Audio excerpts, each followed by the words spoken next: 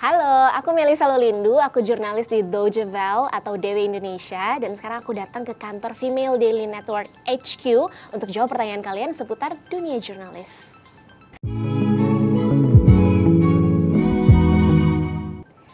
Namaku Melisa Lolindu, usia 33 tahun, pendidikan terakhir S1 Broadcasting, Universitas Kristen Satya Wacana.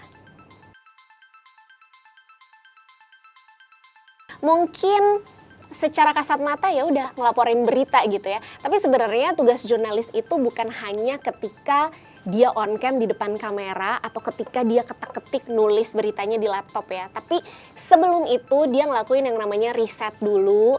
Ada riset di situ, lalu risetnya berbagai macam ya. Jadi bisa lewat buku, internet, tanya orang, telepon narasumber. Baru akhirnya dia mulai janjian untuk wawancara narasumber tersebut. Nah, ada juga untuk teman-teman yang di News Daily itu biasanya riset, kemudian datang ke satu lokasi, ada kejadian aktual gitu ya, lalu dia mulai meliput di situ sebelum akhirnya dia mulai on cam dan melaporkan beritanya secara langsung.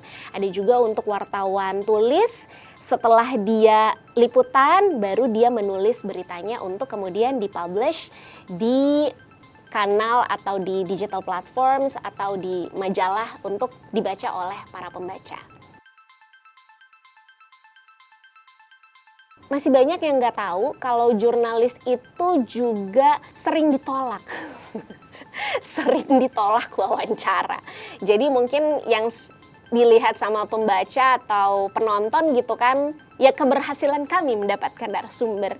Tapi kadang kami juga gagal sebenarnya untuk dapetin narasumber kunci gitu untuk berita-berita yang mungkin butuh penelusuran lebih dalam gitu. Jadi menurut aku itu sih, karena aku juga sempat pegang program yang butuh penelusuran dalam gitu ya, liputan khusus gitu ya, dan itu challenging banget. Jadi kadang kita nggak gampang untuk dapat narasumber kunci untuk tulisan atau berita yang mau kita buat dan kita siarkan. Sama satu lagi mungkin yang nggak banyak orang tahu, jurnalis itu paling enggak dia bisa voice over. Jadi dia bisa voice over berita, dan itu banyak jurnalis yang ya udah satu paket lah ya, dia bisa reporting, dia juga bisa voice over berita. Pantang menyerah, pantang menyerah lagi-lagi ketika mungkin ditolak narasumber atau mungkin masih belum dapat fakta dan berita yang pas dan komprehensif gitu ya dalam rangka supaya beritanya ini berkualitas, bisa dipublish dan bisa dibaca, ditonton oleh banyak orang. Jadi skill yang harus dimiliki, pantang menyerah, kemudian harus cepat beradaptasi ya. Jadi kita tuh biasanya hari ini kita liputannya di satu titik gitu ya, besoknya kita bisa di titik lain yang bener-bener beda gitu. Pernah nih ya aku liputan banjir hari ini, besoknya liputan ke istana. Nah itu kan ada dua hal yang berbeda, ada dua momen yang berbeda gitu ya. Jadi jurnalis itu harus bisa beradaptasi. Sama satu lagi sih sebenarnya, buat aku pribadi ya, skill yang paling penting harus bisa bikin alis di mobil ketika on the way liputan.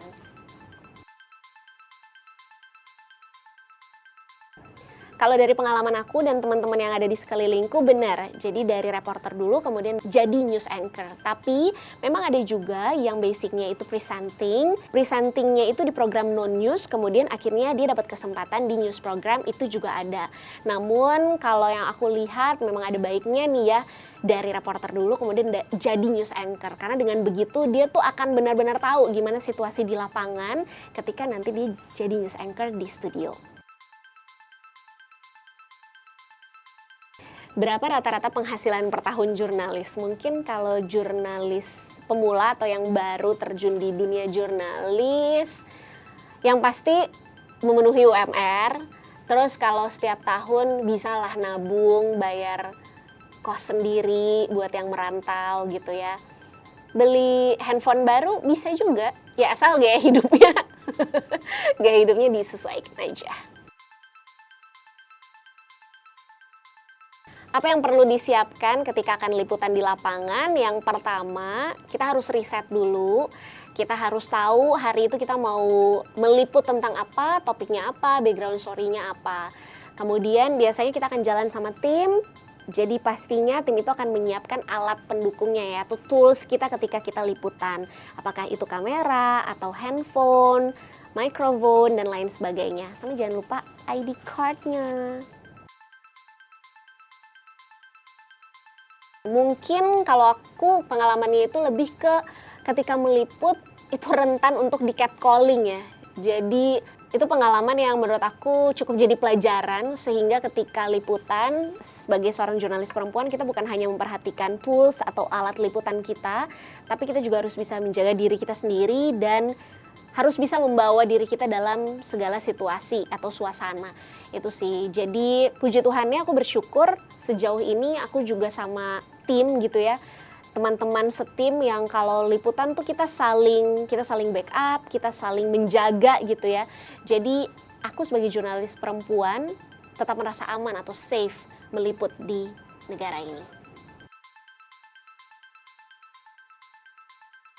Mungkin awal-awal ketika terjun di dunia jurnalistik ini paling ini ya, stereotip atau pandangan emang kamu bisa apa gitu. Jadi mungkin ada yang menilai hanya dari segi penampilan aja gitu ya, apalagi untuk waktu itu di dunia TV atau ya di dunia digital yang membutuhkan kehadiran kita reporter untuk on cam gitu ya di depan kamera.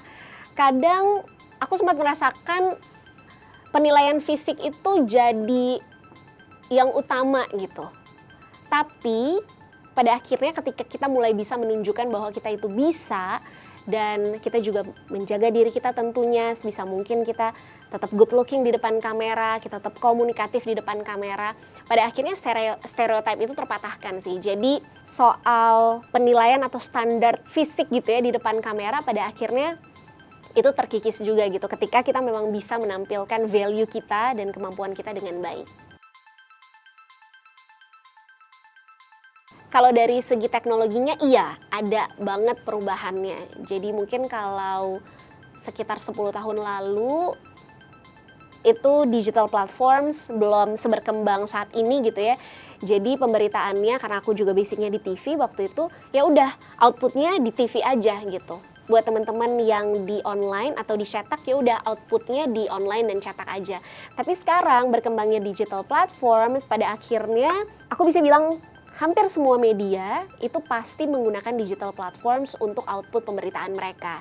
Itu jadi teman-teman pasti udah bisa lihat berita nggak hanya di TV aja atau di YouTube aja, tapi di social media juga ya kan. Jadi kita bisa tahu banyak hal dari digital platforms itu. Itu sih perkembangan yang paling signifikan yang aku rasain. Jurnalis yang baik di pandangan aku adalah jurnalis yang independen dan tidak menyerah untuk membuat pemberitaan itu tetap cover both side, tetap berimbang sebisa mungkin meskipun challenge-nya banyak dan berintegritas. Tips untuk yang mau jadi jurnalis, pastikan dulu bahwa kamu memang benar-benar excited dan passionate dan kamu yakin bahwa strength kamu adalah di bidang ini. Jangan sampai ketika nanti kamu udah terjun dan mulai merasakan challenge-nya bahwa nggak semuanya mudah gitu ya, kamu jadinya melempem atau jadi mau nyerah lagi gitu. Jadi make sure kalau memang bidang ini yang benar-benar ingin kamu tekuni, dan selanjutnya lakukan dengan sepenuh hati, belajar terus setiap hari karena sampai sekarang pun aku merasa aku masih tetap dan terus belajar. Sama satu lagi, jangan pantang sama yang namanya masukan ya, masukan dan pendapat apalagi mungkin dari senior-senior kita yang sudah lebih dulu terjun di dunia jurnalistik ini. Oke Kak, sebelum kita masuk ke pertanyaan selanjutnya. Oke. Dari tim Girls Beyond ada pertanyaan tambahan yang boleh banget diambil. Oke, sip. Oke. Oke, kertas yang pertama. Berapa rekor terlama nunggu di depan rumah politikus atau gedung lokasi atau TKP untuk diwawancara? 15 atau 18 jam? Hampir seharian.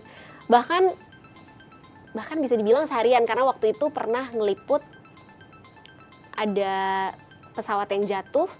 Jadi itu beneran datang ke kantor, baju di badan terus langsung berangkat ke lokasi, dan itu bisa nunggu hampir seharian, bahkan seharian. Selanjutnya, Apa jawaban ternyebelin yang pernah didapat pas nanyain sebuah pertanyaan ke narasumber? Kalau menurut Mbak gimana? Nah, ditanya balik. Kapan waktu tidur tercepat selama jadi jurnalis? Waktu itu biasanya ketika kita meliput bencana atau ada seperti kecelakaan pesawat dan lain sebagainya, itu biasanya tidurnya nyambi gitu. Nunggu nyambi tidur gitu. Jadi tidur tercepat mungkin kalau pas lagi nunggu 10 menit tiba-tiba ada gitu yang harus kita liput. Ya udah, itu tidur tercepat kami. Bener nggak sih junior reporter pasti bakal dapet tugas ngeliput mudik? Hampir pasti dapat. Tapi nggak apa-apa, justru itu jadi pengalaman ya kan. I think that's all. Oke, itu dia jawaban-jawaban dari aku, dan aku juga mau ngucapin selamat Hari Pers Nasional 2024 untuk rekan-rekan jurnalis di seluruh Indonesia. Tetap semangat, dan untuk yang pengen gabung nih ya, atau jadinya pengen jadi jurnalis juga, pastikan bahwa ini dunia yang benar-benar pengen kamu tekuni. Semoga kita semuanya tetap sehat dan sukses. Oh iya, buat yang penasaran atau masih pengen tanya-tanya juga tentang dunia jurnalistik, kamu bisa tulis di kolom komentar, atau kamu juga bisa join di komunitas Girls Beyond Circle. Linknya ada di sini. Jangan lupa subscribe juga. Sampai jumpa, bye!